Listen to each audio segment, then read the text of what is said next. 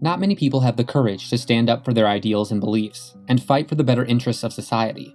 But Giovanni Falcone and his friend Paolo Borsellino are certainly people who have.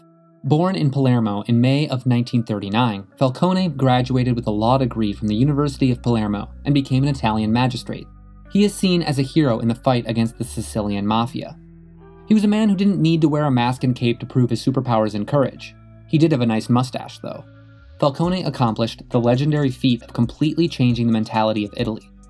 Because of his motivation and bold actions, Falcone will always have a place in the political history of Italy. Cares. Nobody cares. Worry about yourself, your family, the people that are important.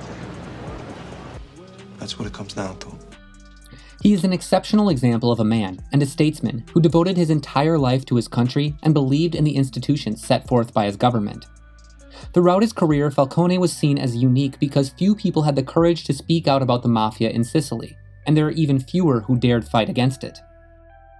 One of the turning points in Falcone's career was the assassination of Judge Cesare Torrenova, after which Falcone asked to work for the investigative branch of the prosecution office in Palermo.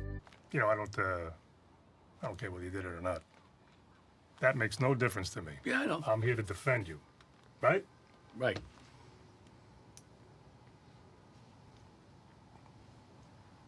What do you want to know? You want to know if I did it or not? Well, It must also be noted that Falcone made a huge contribution to developing the methods of investigation that helped them understand the mafia and begin the fight to defeat them. Falcone realized that in order to really get a deep understanding of how criminal networks operated, investigators and judges had to analyze the patrimonial organization and banking activities of these criminals. Knowing where the money was going, overviewing the organization and its structure came to be seen as very important. Falcone's own investigations uncovered large drug smuggling operations, especially to the Sicilian Mafia in the United States. These investigations culminated in the so-called Maxi Processo di Palermo, the most important trial against the Mafia in Italy. Il discorso è un po' lunghetto, non lo so se lo allora faccio ora. ce lo faccia avere per iscritto, le posso garantire che noi lo leggiamo. Ma se ci fa perdere un quarto d'ora. During the trial, testimony was given by Tommaso Buscetta, a pentito. That's the literal translation for someone who has repented. He used to belong to the Mafia and provided evidence to the state against it. All I knew was a rat was the lowest thing anyone could be in my neighborhood, and I didn't rat. As stated in the book named Cose di Cosa Nostra, the inside knowledge gleaned from Buscetta, including how things worked within the shadowy crime families and how to interpret the actions of the mobsters, was quite valuable. The Maxi Processo is definitely one of the most famous trials in the history of Italy against the Mafia. It led to 360 convictions, 2,665 years of jail, and 11.5 billion liras in fines. The success of the trial was largely credited to Falcone, Borsellino, and their team. Of course, Falcone had made a lot of waves, and the Mafia targeted him. The first attempt at killing him, known as Attentato dell'Ada, was unsuccessful. On June 21st, 1989, a bomb in a bag was left on the rocks next to the house Falcone had rented for a holiday. It is unclear why the bomb failed. The second attempt on Falcone's life was on May 23rd, 1992, and it had a more tragic outcome. Falcone and his wife, Francesca Morvillo, were killed along with their 3 security escorts when a bomb exploded under their car on a road near the town of Capaci, in what has become known as the Capaci Massacre.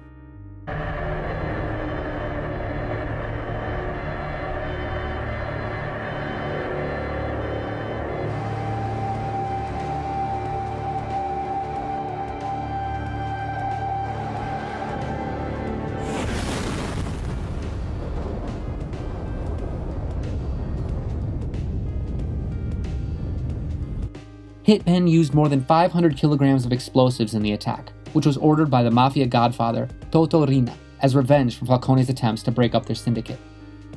But the brutal attack only helped to turn many in Sicily against the Mafia and spark change in the region, which had long been in the grip of organized crime families. In 2014, 4 members of the Sicilian Mafia were sentenced to between about 12 years and life in prison for the role they played in the assassination. 2 months after Falcone was killed, his friend and fellow judge Paolo Borsellino was killed by another car bomb.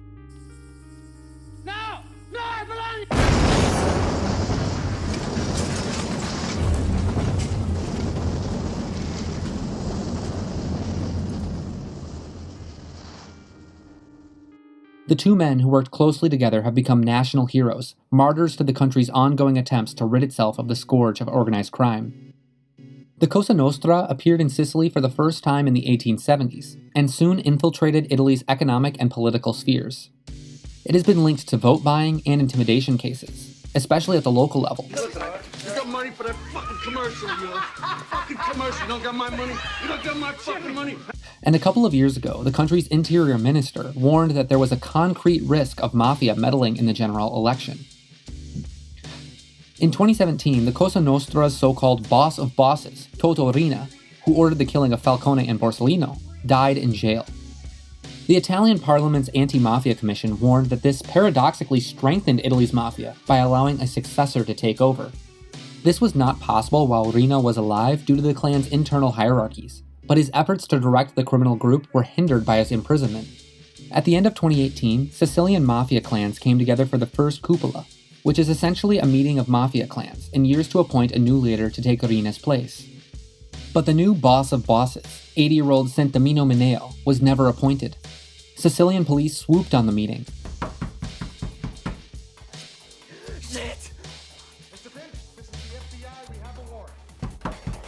Arresting him along with 45 others in what authorities said was a major blow to the Cosa Nostra.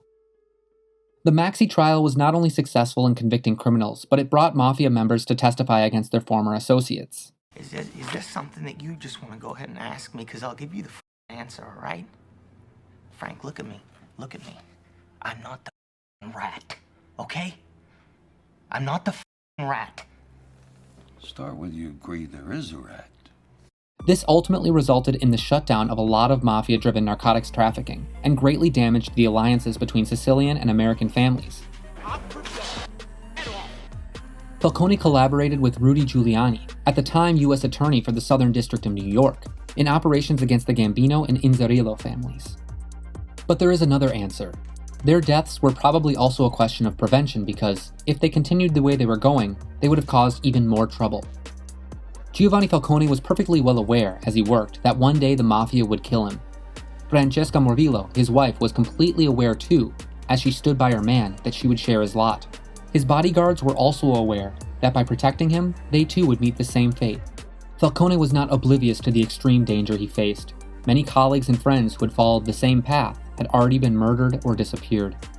Someone who does not want to be named mentioned how, after their deaths, people in Palermo all hoped things were finally going to change, but their hopes were unanswered. Many decided to leave town.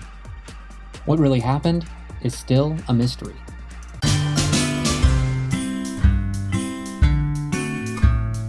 Hey y'all, hope you enjoyed the video. We'll keep making these mini documentaries every week. All we ask in return is that you smash the subscribe button and leave a comment because it would really help with the YouTube algorithm.